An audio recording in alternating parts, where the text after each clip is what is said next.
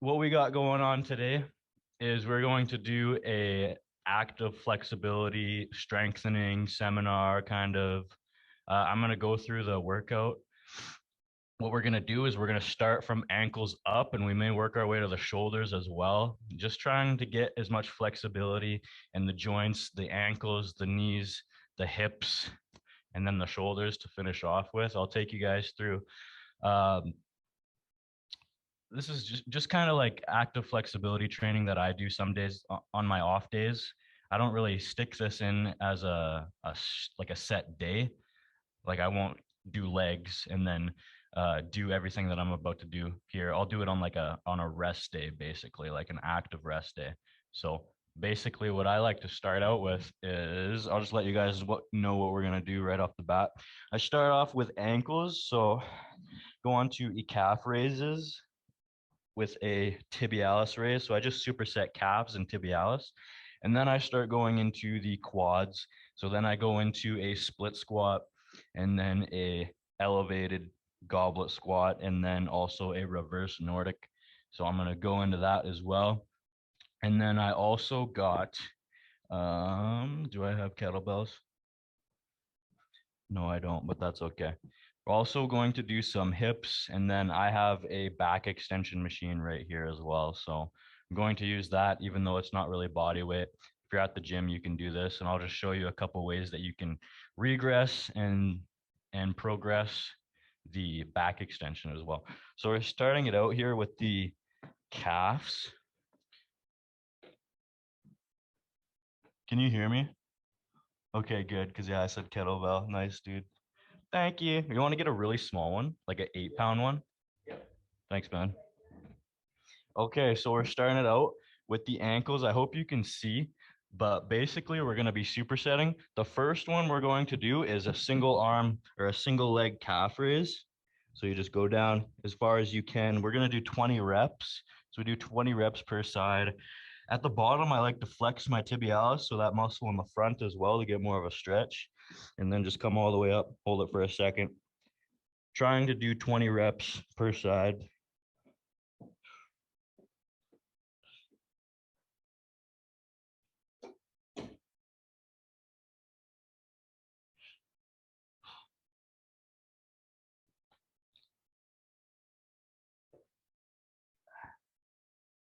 So I'm pretty weak. I can only do like 14, 15 reps per side doing single leg. So I have really weak ankles. What we're trying to get to is the point where we can do 20 reps single legged. And even if you can do that, then you start throwing weight in your hands, about up to 20% of your body weight, doing single legged calf raises. My ankle kind of cracks at the bottom, so that tells me I've got really weak ankles if it kind of cracks out of place at the bottom. So anyway, that's a calf raise. I'm sure everybody knows how to do that. You can do that on your stairs at home or an elevated surface, whatever you got. Also, this one is the tibialis raise. So we superset it with the tibialis raise.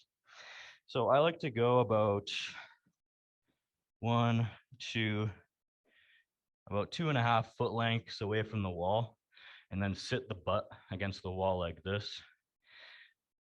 To make it hard, you're going to want to keep your legs locked out and kind of lean a little bit forward like this.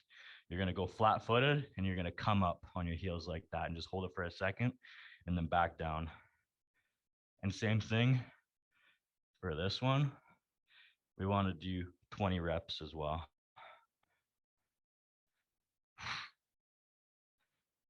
And you're going to feel that front tibialis working.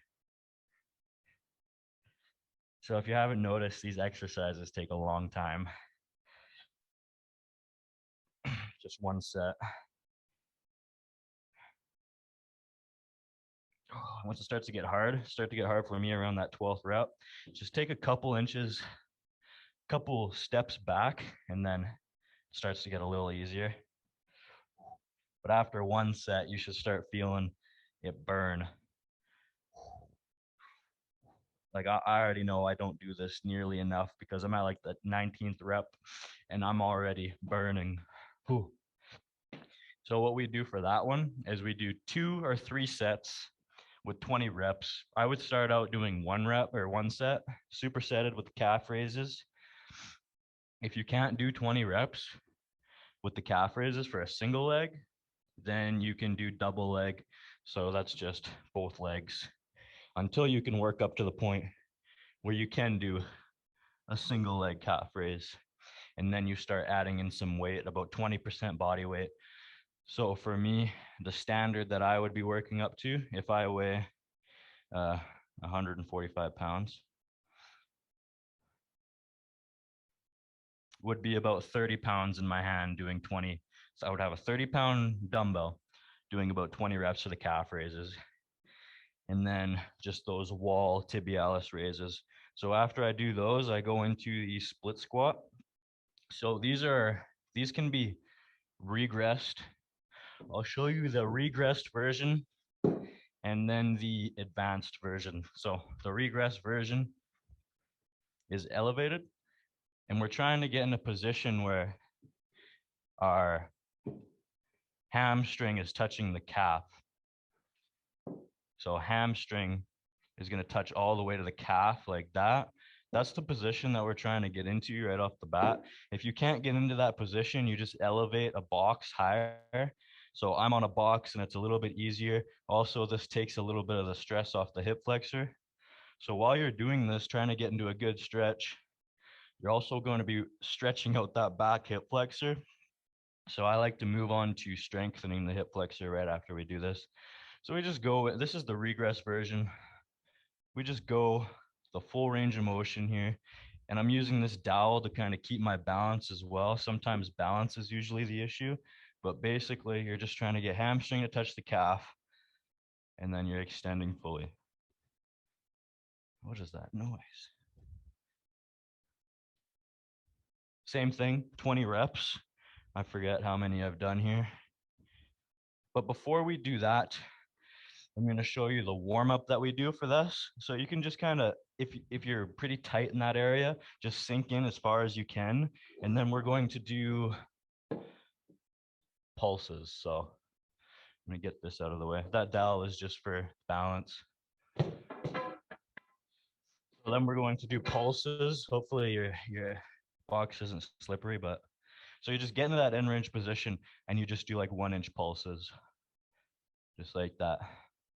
Now we'll kind of help with your flexibility in your knees and then your back hip flexors. So just doing this literally about 40 times. Like I'm 10 in right now, I'm already feeling a burn in my quads. That's what we do. We do that about 20 to 40 times to start out. And then once you can do that easy, then we just drop it to the ground. And if you can do that on the ground, same thing, hamstring touching all the way to calf. I don't know if you can tell, but my heel is raising a little bit as well, especially if you don't have the ankle mobility.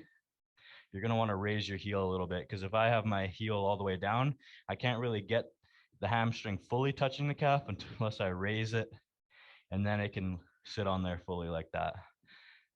And then we're going through 20 reps per side for that, about 2 sets of those. So even just doing that, like 1 set each, my quads are on fire. Whew. So that next one we're going to do is a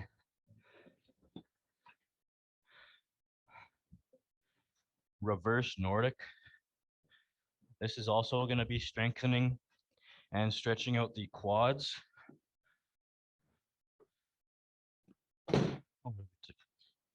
Okay, so the reverse Nordic.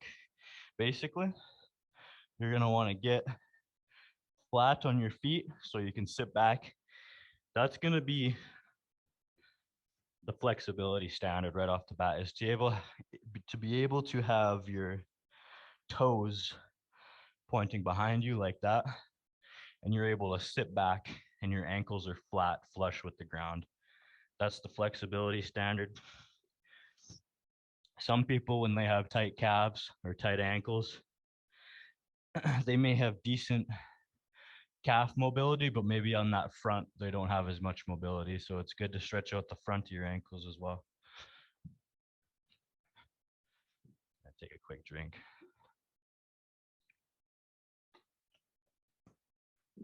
So now that we can get in that flat position, we're just sitting back and sitting up like this. This is going to be the first regressed version of this. Just sitting back and then sitting up and squeezing your butt. You're going to feel a stretch throughout your quads still. You're going to feel a stretch throughout your ankles. And then we're just doing that about same thing for all of these exercises that we're doing, about 20 reps. Most of them are body weight, so you can do more reps. So once we do that nice and easy, then we can start progressing into the actual reverse Nordic. So the goal here is going to be to sit up. You're going to squeeze your butt and then pull your ribs down, squeeze your, so you're going to have your butt tight, and then you're going to be squeezing your core as well, bracing like somebody's going to be punching you in the gut. So squeezing your butt, squeezing your core, and then you're staying up and you're literally just trying to fall back until you touch the box, and then you come right back up like that. So this is a more advanced version. The more advanced version is having the box behind you that you can stop about halfway and then come up. So you'll notice if you're doing this right away, as soon as you squeeze your butt and squeeze your core and then start leaning back, as soon as I start leaning back right here, I'm already feeling a stretch throughout my quads. So this is really good for stretching out your quads and strengthening them as well. And a really good one for the hamstrings is the actual Nordic curl, which I'm not going to be able to set up. I still haven't found a way to set it up in my house either. But if you know what a Nordic hamstring curl is, do these and then do the Nordic hamstring curl right after this. But anyway, the really advanced version is to be able to do it all the way to the ground. So I can't really do that, but it's easy to kind of fall back and let your core go loose and kind of fall back and then touch your shoulders to the ground. Like I can do that easy and then touch my shoulders to the ground and then kind of come up.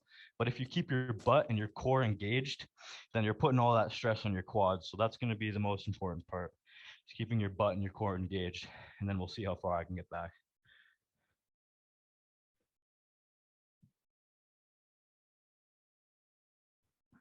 See, doing it actually correctly, I can only get about halfway. And I'm still feeling that stretch. It's a wicked stretch. If you're doing it right now, you'll be able to tell, but it's better than any quad stretch you've done. Okay. My legs are already sore from doing that. All right, so that's that. Then after that one, we go into working the hips, because we've been stretching out the hips, especially with that split squat. So not a lot of people actually strengthen the hip flexors. I think it's just as important. I don't think there's a muscle that you shouldn't be strengthening, especially when it comes to hip flexors. If you notice you have tight hip flexors, it's pretty common for people that sit in a flexed position all day. They're always flexed, they're gonna have tight hip flexors, so stretch it out, also strengthen. The strengthening part helps with reducing injury. So I have a kettlebell on my toe. This is about an 8-pound kettlebell, and I have an elevated surface here. Same thing, we're gonna do about 20 reps for these. I like these a little bit better than the split squats because they're not as taxing on the heart rate. But we're coming all the way up to about 90 with that kettlebell, just like that.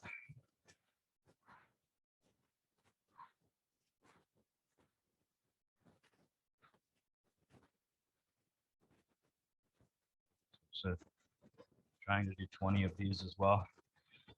Just, you can go barefoot if you can't sit it properly on your shoe. Sometimes it falls off. But we're doing 20 per side for these ones. Oh, and I just did legs a couple of days ago, so I'm fried.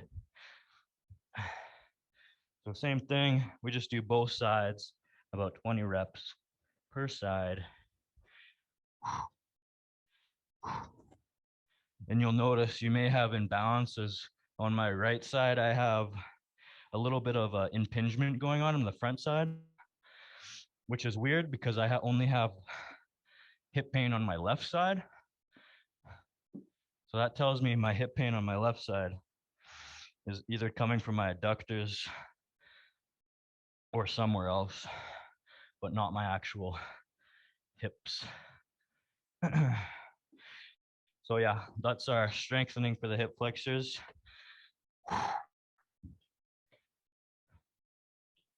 Oh, these exercises are actually hard.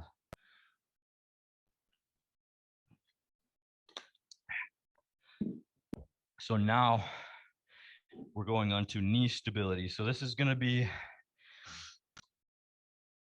strengthening your patella tendon, that tendon right on the below the knee with your stability. I like to start on a flat surface like this. And instead of touching to the side like this, I like to touch more out in front. So your knees travel a little bit more forward. I don't know if you can kind of tell, but my knees are traveling. Is this a better angle? My knees are traveling over top my toes like that. And it's good to strengthen your body in that position. All these weak positions that people say you shouldn't get in, like you should never be in a situation where you're squatting with your knees over top your toes or something like that. If you're doing a backwards walk, I'm just trying to find the right angle. You're stepping back and your knees are over top your toes and then you're pushing. So there's all these positions, all these times in your life where you're going to have your knees in that position where they're over top your toes. So instead of just avoiding those situations where you have to go more over top your toes like that with your knees, or another situation where you have to bend down and grab like a pencil off the ground, it's just better to get strong in those end range of motions. So when you actually do have to do it, you're not going to hurt yourself when you go all the way down. Like I can pretty much rest my hands on the ground. But anyway, back to the knees. So we're just doing 20 reps per side for that one. So you'll notice right off the bat, if you have something that's like 3 or 4 inches off the ground doing this, most people struggle with just this. So not a lot of people have really good knee stability. I've got decent stability, but you should be able to do a pretty elevated surface, touching in the front where your knees travel over top your toes. So if that's easy, then you just go a little higher. We can use this thing here.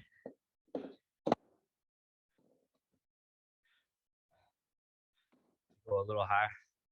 And same rep ranges, 20 per side here. And the goal here is to try to keep your knees tracked over top your toes. If you notice you curve inwards, you're coming down and your knee is kind of wobbly. Slow it down a little more, regress it. Only go like maybe 2 inches off the ground if this is making your knees all wobbly. You don't want to try to elevate it super high and then just try to tough it out and say, oh, I suck at stability. Let me just keep trying. And regress it and get good with just a couple inches first. So just 20 per side for these. I like to kind of hover about an inch off the ground as well. And I'm trying to touch my heel too, because you can cheat and just touch your toe and not go down as low. So you're trying to touch your heel to make sure you're going all the way down. Oh. And that's knee stability. Get that out of the way. Next, we're gonna go on to full goblet squats here. So one of the members brought this slant board. You can set this up with, well, I don't really know how you would set it up at your house, but just an elevated surface, something that elevates your heel like this does. This elevates the heel. So I'm able to kind of sink down a lot deeper. Just gonna go to the right angle here. So you can kind of see. Is that the angle? Okay. Anyway, and then for these, you can use these weighted, or you can just do body weight. I would recommend just getting to the point where you can actually sink down and pretty much rest your ass on your ankles like that. That's a pretty natural position to be in for a human. I mean, when we were apes in the jungle, this is how we would take craps. So if you can't get into that position, technically you're going to have a hard time taking a crap. So if we were apes in the jungles and we didn't have toilets. Anyway, so then you're just trying to sink down as deep as you can, and we're just doing reps just like that. So if you can't get into that position, that's something that you should work on. Doing those split squats, those Nordic curls, everything like that. After you do all that, you should be pretty loose and be able to sink in that position like this. And then you can just sit in there if you want, but the standard is to be able to actually get into that position. Once you're in that position, then you can start loading up weight with a goblet squat, so holding the weight in front, and then progressing this way.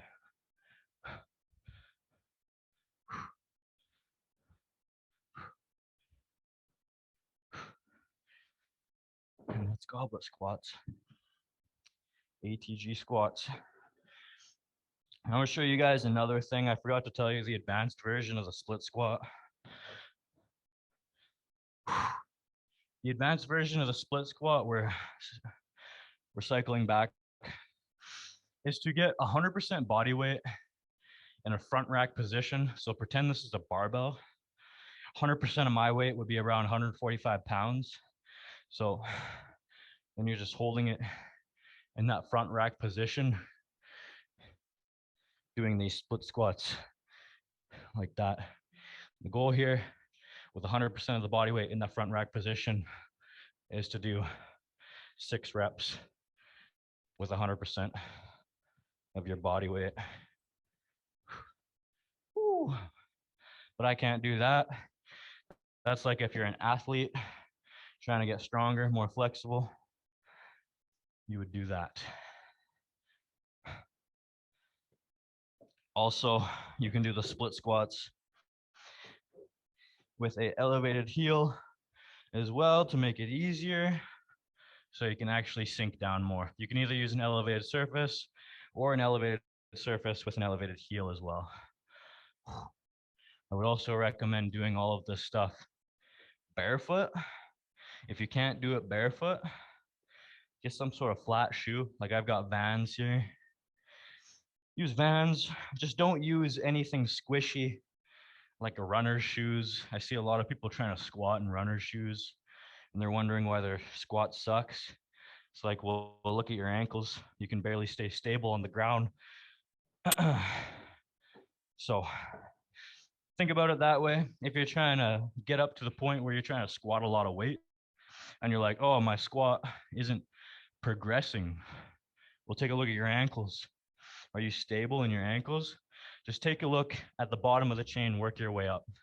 If you're unstable anywhere, then you're not going to get strong. You have to work on your stability first. Whew. Anyway, we're going on to the back extension next. So you're probably not going to have one of these at your house. You may, if you got a lot of money to throw around. I don't know, one of these costs like $1,000. I'm just going to turn this around. What's the best angle? There's a good angle.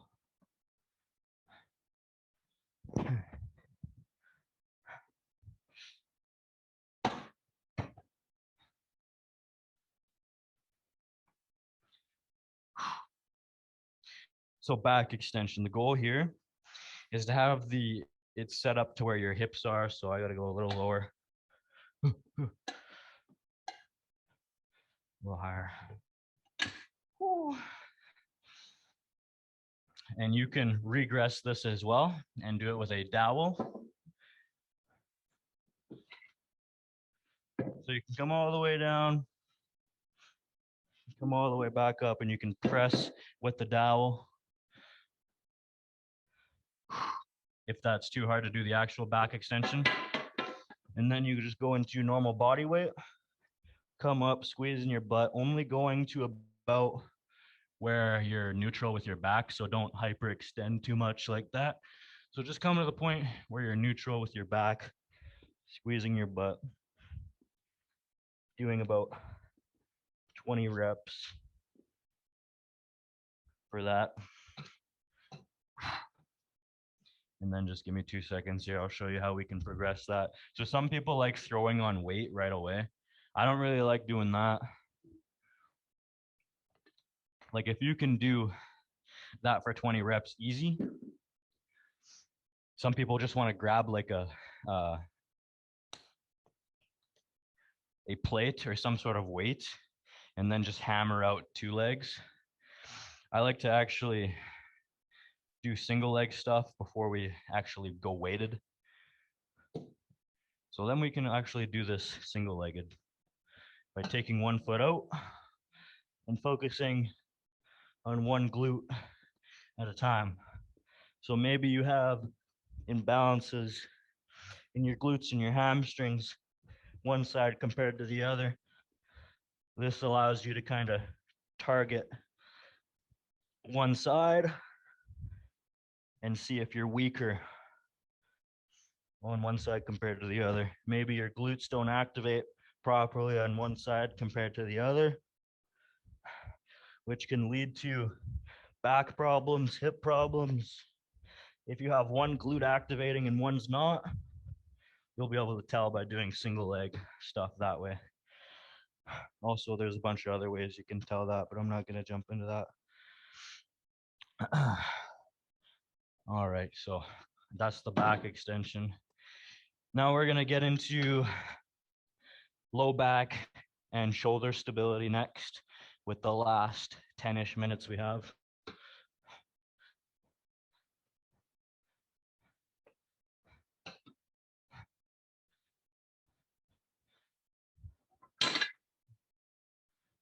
All right, so Superman's. Holy crap. I am breathing so hard. I hope I'm not just like breathing so hard into the mic. Anyway, so Supermans, I'm sure you guys have done Supermans before. The way I like to do these are 5 sets, 5 reps for 5 seconds. So think 5, 5, and 5 when you're doing the Superman. So you're laying flat, you're coming up 1, 2, 3, 4, 5, back down 2, 3, 4, 5, 3, 4, 5, 2, 3, 4, 5, 2, 3, 4, 5. And if you can't do just body weight, doing 5 sets of 5 reps, then you know you're probably weak in your lower back, weak in your upper back, your external rotators. So that's something that you'll have to work on. If you work at a job where you're rounded over the whole time, in a desk like this, rounded over, you're turning into a hunchback, then this is the type of exercise you want to be doing.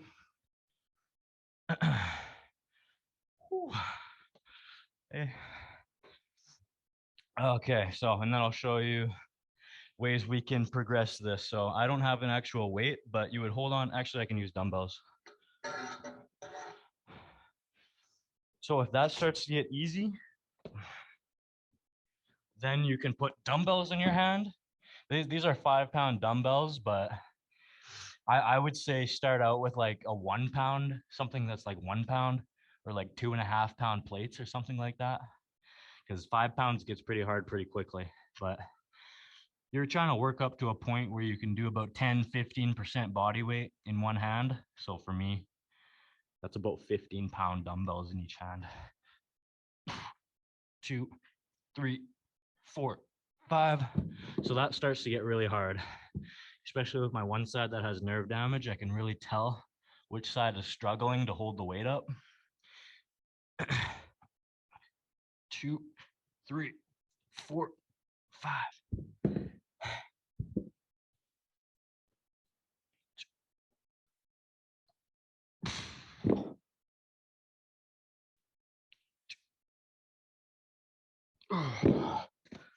And even just doing that with the 5 pound dumbbells, I can feel my lower traps firing like crazy.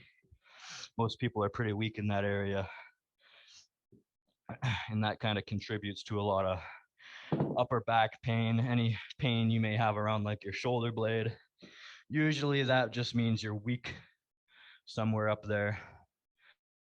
Low traps, usually people are usually pretty weak. I don't see a lot of people actually targeting the low traps. So that's an area where you could get stronger. And then we go on to full range shoulder press. So instead of having a shoulder press where your hands are in front like this, we're going more out to the side. We're kind of going out to the side, get the full range shoulder press. This allows your arms to go in a more natural position wherever they want to go, especially if you have some sort of nerve damage like I do. You don't want to stick your arms in the same place with a barbell because then you can get imbalanced.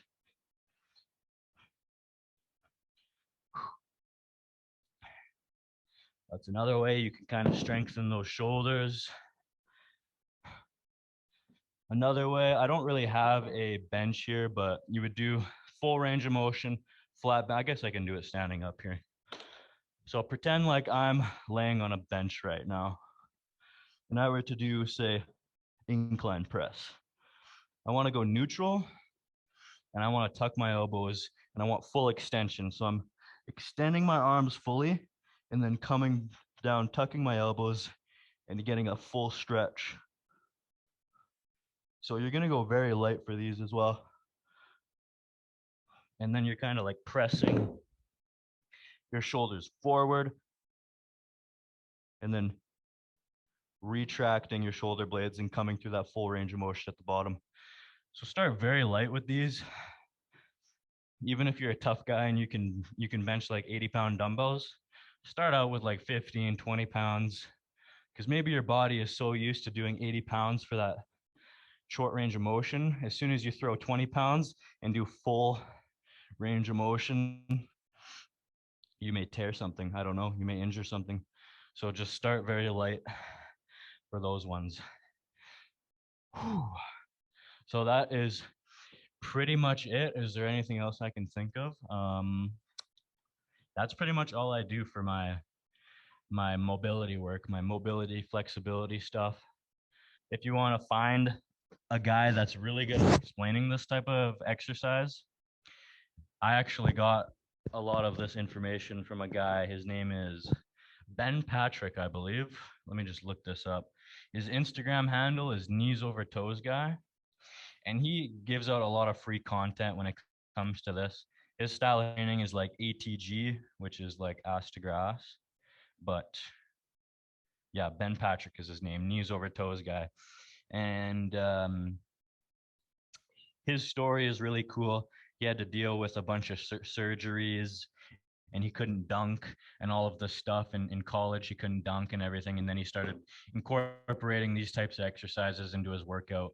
And he was able to dunk. He was able to get rid of his knee pain. He had a surgery on his knee that kind of makes it go out more. And they were saying, well, you're not going to have a lot of flexibility in that knee. And he proved them wrong by doing these types of exercises and getting into a flexible position where he was able to comfortably do a Nordic, a reverse Nordic, an actual Nordic. He was able to squat down like I am right now, just squatting down ATG, able to have a lot of flexibility.